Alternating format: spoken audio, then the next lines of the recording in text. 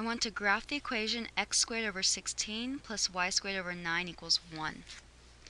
First things first, I realize that I have both an x squared and a y squared. And because this is clearly not a circle equation, it means I'm dealing with an ellipse. Because we also see this plus in between the two terms. Okay. Because x squared and y squared are alone in the numerators, this is the same as having x minus 0 squared and y minus 0 squared. So my center is 0, 0.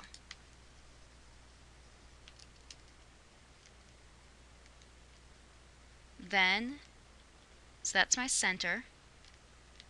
My horizontal axis has a length of the square root of 16, which is 4.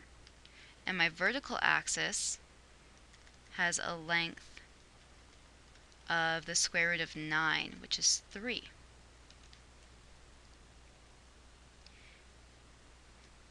This means that it's actually 4 both to the right and to the left. So be careful about that. The length of your horizontal axis is actually 2 times 4, and your vertical is 2 times 3. So from our center we go 3 up and 3 down. From our center we go 4 to the right and 4 to the left.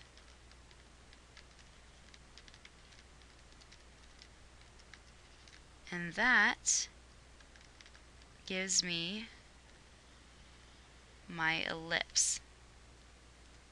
I know it's still a horrible drawing. So be careful, this isn't actually, the horizontal axis is the length of 2a, and the vertical is length of 2b. So be really careful, go back and correct that. Alright, let's look at another example. This one's a little trickier because the equation is not in that standard form right now. So I want you to try this one on your own first, and then resume the video when you're ready to check the solution. Okay, for this example, the first thing I would do is actually put it into standard form. This does require completing the square. So if I'm going to go over here and take my equation of 25x squared plus 4y squared plus 100x minus 24y plus 36 equals 0. I suggest that you group your x terms together and then group your y terms together. This gives me 25x squared plus 100x. And then I get plus 4y squared minus 24y. And I'm going to move my constant to the other side, so I get negative 36. Now I want to factor first. I want to try to give my squared terms a coefficient of 1. I get 25x squared plus 4x plus 4y squared minus 6y equals negative 36. Now I need to complete the square.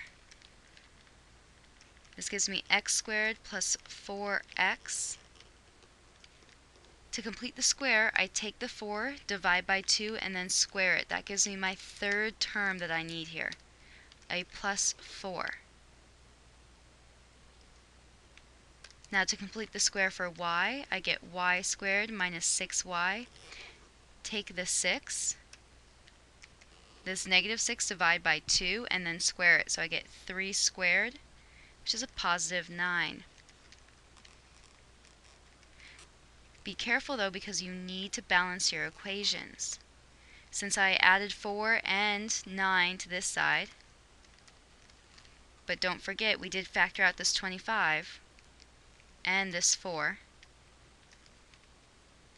So if I was to multiply 4 by 25, that means I'm actually adding 100.